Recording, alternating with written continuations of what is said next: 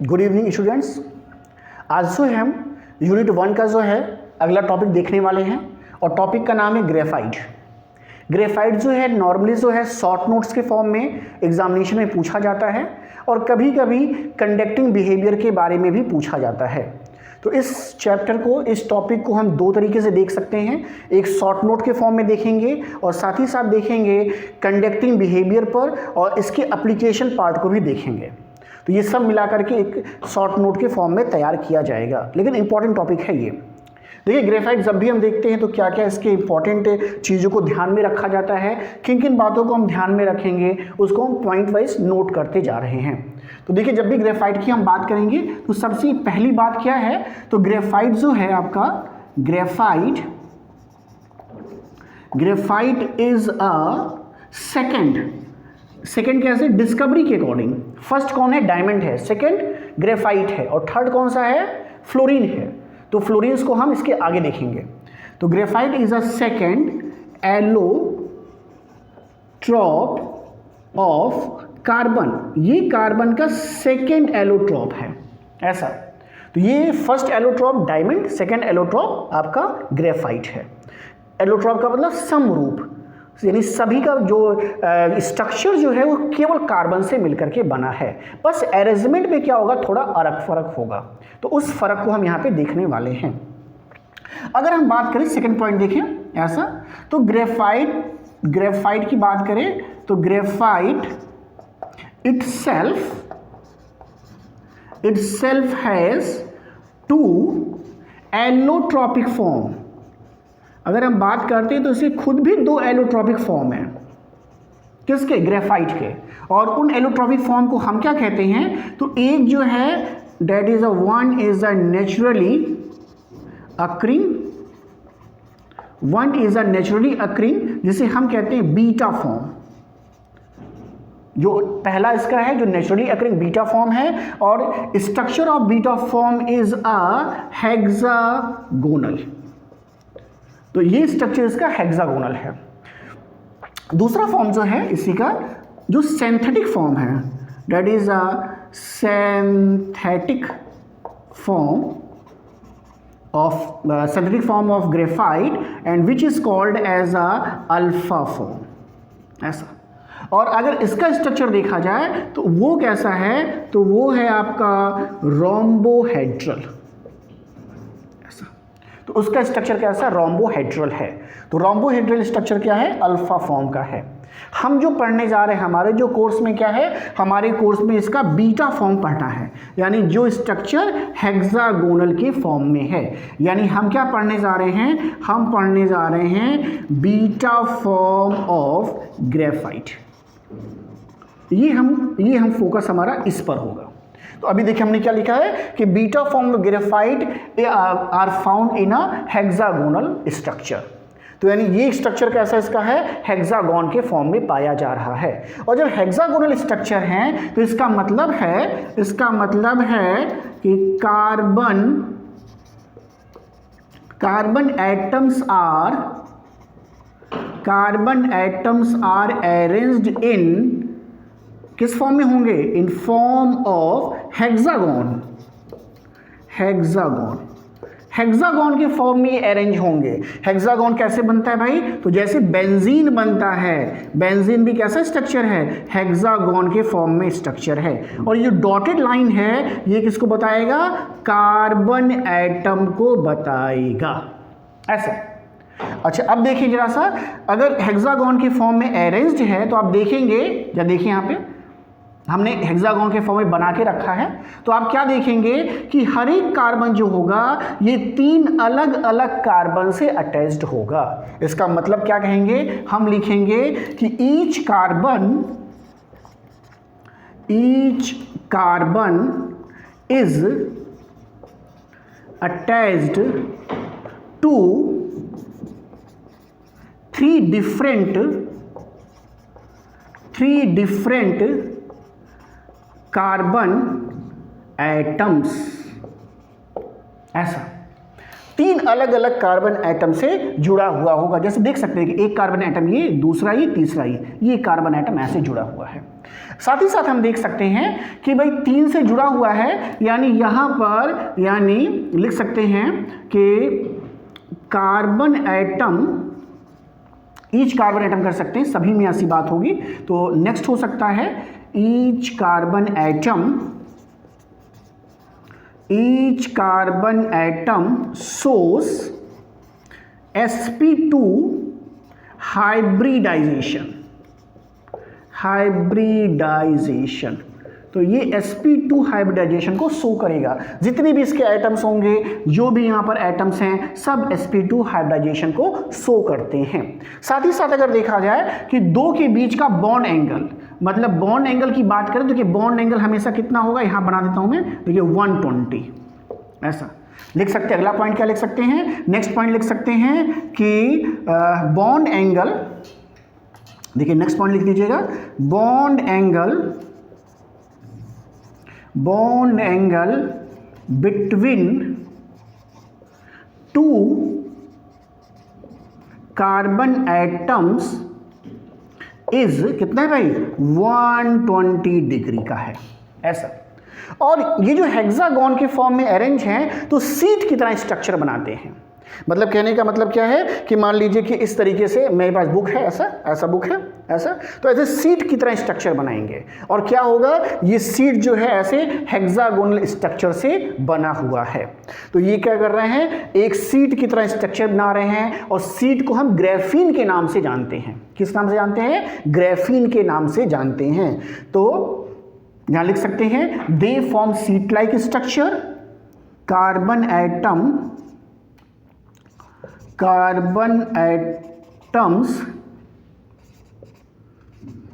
arranged in hexagon and forms seat-like structure। देखिए सब कुछ आप फिगर देख करके, फिगर बेस्ड है ये, फिगर बनाना होगा, फिगर बेस्ड ही आपको इसमें लिखना डिस्क्रिप्शन होता है। तो यह कि हमने सीट लाइक स्ट्रक्चर बना के रखा हुआ है। और भी बातें हम यहाँ पे लिख सकते हैं, सीट लाइक स्ट्रक्चर आपको देखने को मिल रहा है। अब देखते हैं, अब इसके स्ट्रक्चर को थोड़ा सा डिफाइन कर लेते हैं।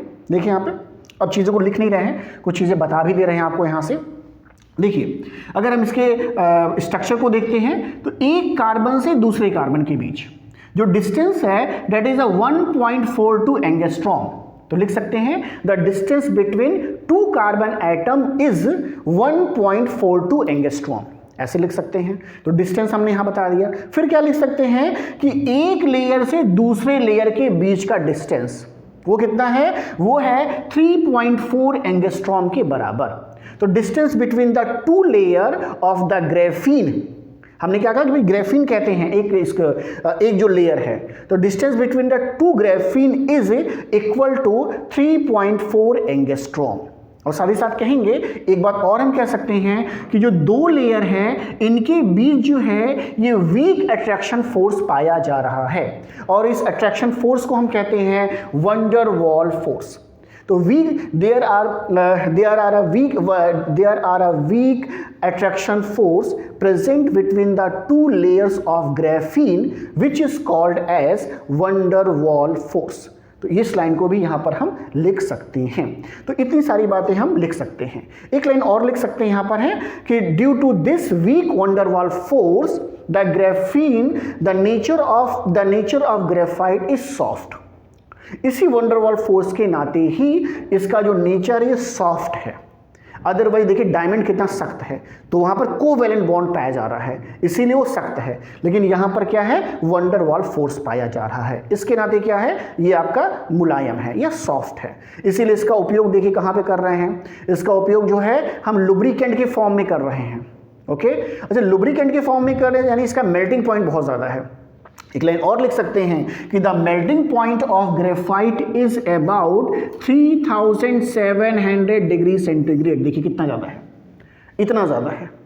तो ये प्रॉपर्टीज आपको देखने को मिल रही हैं। ओके तो ये सारी बातें हम यहाँ पे लिख सकते हैं। एक जो सबसे इंपॉर्टेंट बात अभी हम लोग लिखना बाकी रह गया वो क्या है, जब इस बात को समझने का प्रयास करते हैं, इसे हम हटा रहे हैं यहाँ से, देख लीजिएगा, स्क्रीनशॉट लेना ले सकते हैं यहाँ पे। ओके देखते हैं, सारी चीज़ें हम हटा रहे हैं। जो सबसे इंपॉर्टेंट बात है यहाँ पर कि इसके ढेर सारे क्या हो सकते हैं, रेजोनेंस स्ट्रक्चर पाए जाते हैं। इसके ढेर सारे रेजोनेंस स्ट्रक्चर पाए जा सकते हैं। उसमें से दो स्ट्रक्चर मैं आपको बना के दिखा रहा हूँ। देखिए दो स्ट्रक्चर मैं बना के दिखाता हूँ, बहुत ही सिंपल बनता है।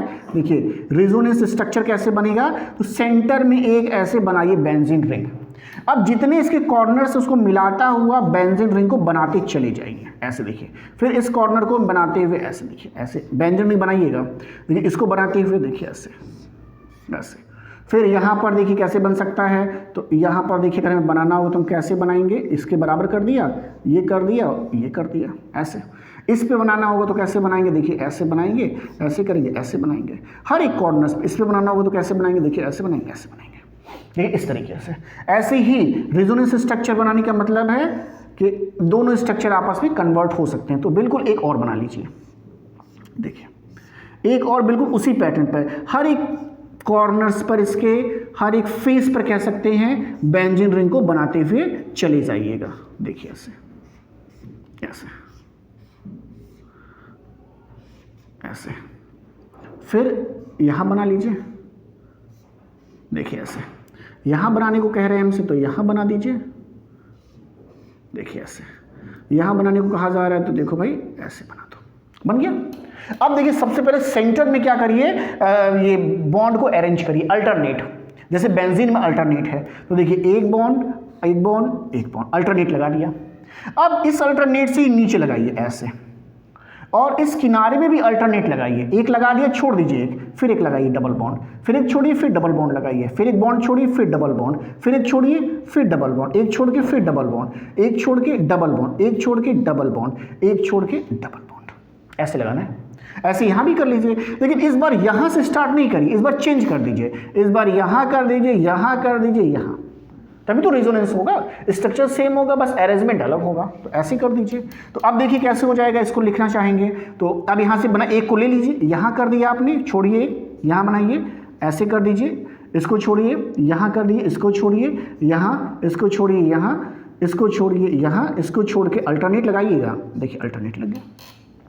तो ये रेजोनेंस स्ट्रक्चर है किसका, ग्रेफाइट का। तो हम नीचे लिख सकते हैं ऐसा डायग्राम बना करके कि two resonance structure of graphite, ऐसा। रेजोनेंस स्ट्रक्चर को इस तरीके से आप ड्रॉ कर सकते हैं। तो ये डायग्राम ड्रॉ कर लीजिएगा स्ट्रक्चर में, और ये डायग्राम ड्रॉ कर लीजिएगा रेजोनेंस स्ट्रक्चर में। एक बात जो है, आप कंडक्टिंग बिहेवियर पे इसके आते हैं। अब जो नेक्स्ट हमारा इसमें टॉपिक है कंडक्टिंग बिहेवियर, तो ये दोनों आप बना लीजिएगा, दोनों अच्छे से। अब देखिए इसमें कंडक्टिंग बिहेवियर भी देख लीजिए जल्दी से। कंडक्टिंग बिहेवियर इसको हम कैसे डिफाइन करते हैं, इसके नेक्स्ट होगा कंडक्टिंग बिहेवियर। देखिए कंडक्टिंग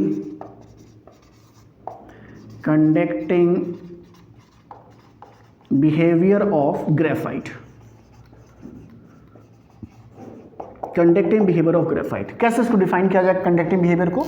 तो खास बात देखिए क्या है कि जब भी ये sp2 हाइब्रिडाइजेशन में कार्बन पाया जा रहा है ऐसे, तो इस हर एक कार्बन के 3 इलेक्ट्रॉन्स ये क्या कर रही है, तो बॉन्ड बना ले रहे हैं, कौन सा, सिग्मा,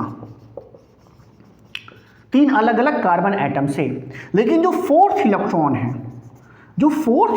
है ये बॉन्ड नहीं बना रहा है, ये नॉन बॉन्डिंग इलेक्ट्रॉन के फॉर्म में पाया जा रहा है। और ये कहां पाया जा रहा है, तो ये पाया जा रहा है p ऑर्बिटल में, ये p ऑर्बिटल, और ये p ऑर्बिटल प्लेन के परपेंडिकुलर है। यानी एक p ऑर्बिटल अगर ऐसे है तो अगला p ऑर्बिटल ऐसे है, अगला p ऑर्बिटल ऐसे है, अगला p ऐसे है, अगला p ऑर्बिटल ऐसे है, और अगला p ऑर्बिटल ऐसे है।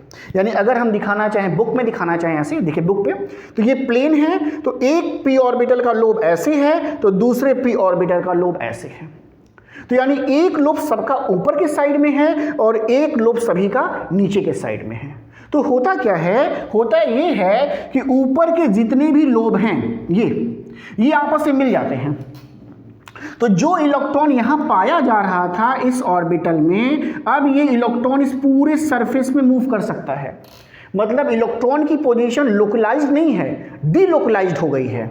यानी अब ये पूरा का पूरा एक इलेक्ट्रॉन क्लाउड बन गया है। ऐसा ही क्या हो सकता है, नीचे भी मूव कर सकता है। यानी पूरी सरफेस पे इलेक्ट्रॉन जो है ये मूव कर सकता है। यानी इलेक्ट्रॉन क्लाउड बन जाने के नाते इलेक्ट्रॉन की पोजीशन डीलोकलाइज्ड हो जा रही है।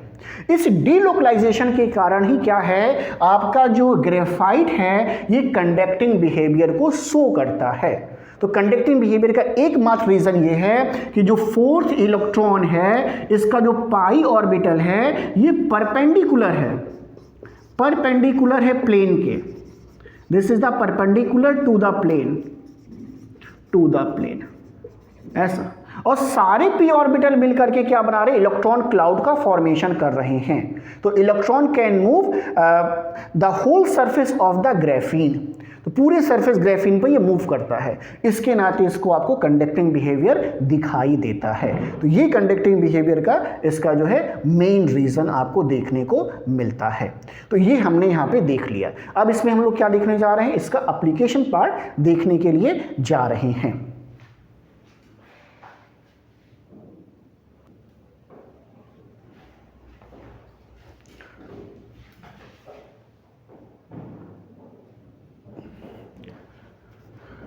इसका एप्लीकेशन का पार्ट देख लेते हैं, क्या क्या इसके एप्लीकेशन हो सकते हैं। तो एप्लीकेशन हम देखने जा रहे हैं कि क्या क्या इसके एप्लीकेशन, क्या क्या इसके यूजेस हैं। तो उसको देखने जा रहे हैं। Number 1, as heating element for electric furnaces. Electric furnaces में ये हीटिंग एलिमेंट का काम करते हैं। देखिए इसका मेल्टिंग पॉइंट बहुत ज़्यादा है। मेल्टिंग पॉइंट कितना मैंने बताया, 3700। तो ऐसी जगहों पर जहाँ पर हीट बहुत ज़्यादा है वहाँ पर इसका इस्तेमाल किया जा रहा है। तो एज हीटिंग एलिमेंट की फॉर्म में इलेक्ट्रिक फर्नेसेस जो होते हैं वहाँ पर इसका इस्तेमाल किया जाता है। दूसरा, as electrode for arc welding में इसमें हम इलेक्ट्रोड की फॉर्म में इसका इस्तेमाल करते हैं। तीसरा, मेटलर्जिकल क्रूसिबल कैसा होता है, ऐसा क्रूसिबल एक होता है इस तरीके से जिसमें हम मटेरियल को लेते हैं ऐसा। तो जब मेटलर्जी जब हम करते हैं तो उसमें जो मटेरियल्स हैं उसको लेने के लिए जो क्रूसिबल बनाई जा रही है, जो पेन बनाया जा रहा है, उसके लिए हम जो है ग्रेफाइट का इस्तेमाल करते हैं। फिर से रीज़न वही है कि मेल्टिंग पॉइंट बहुत ज़्यादा है। In casting moulds for metal alloys and ceramics, mould के भी फॉर्म में लेते हैं। मोल्ड का मतलब सांचा। तो सांचे के फॉर्म में हम इसे सांचा कहते हैं। सांचे के फॉर्म में भी इसे हम इस्तेमाल करते हैं कोई भी एलॉयज या सिरेमिक्स को बनाने के लिए। फॉर हाई टेम्परेचर इंसुलेशन, अगर आपको इंसुलेशन करना है किसी मटेरियल के ऊपर हाई टेम्परेचर पर तो वहाँ पर भी इसका इस्तेमाल करते हैं। रॉकेट के नोजल्स पे इसका इस्तेमाल किया जाता है। केमिकल रिएक्टर वेसल्स में इसका इस्तेमाल करते हैं। वेसल जो बनाए जा रहे हैं केमिकल के रिएक्शन के लिए उसमें इसका इस्तेमाल हो रहा है। एज इलेक्ट्रोड इन बैटरीज में इलेक्ट्रोड की फॉर्म में इसका इस्तेमाल हो रहा है क्योंकि ये कंडक्टर बिहेवियर शो करता है, कंडक्टिंग नेचर को शो करता है।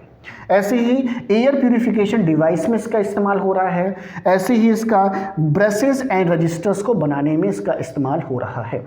तो ये हमारे पास 10 इसके एप्लीकेशंस हैं। इसको आप अच्छे से याद कर सकते हैं, एक शॉर्ट नोट बना सकते हैं। इस तरीके से पूरा टॉपिक आपका खत्म हो जाएगा। तो देन थैंक यू।